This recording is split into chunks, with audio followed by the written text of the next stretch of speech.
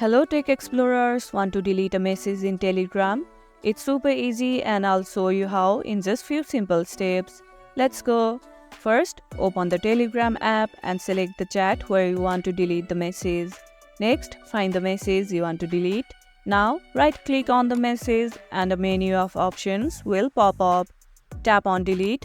A confirmation message will appear asking if you want to delete the message for both sides or just for yourself. If you want to delete it from the both sides, check the box. If it's just for you, leave the box unchecked. Finally, tap delete and boom, your message is gone. Have you ever deleted a message by mistake? Let me know in the comments below. And that's it. You have successfully deleted a message in Telegram.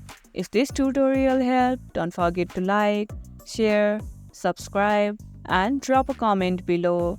Thanks for watching and I'll see you in the next video.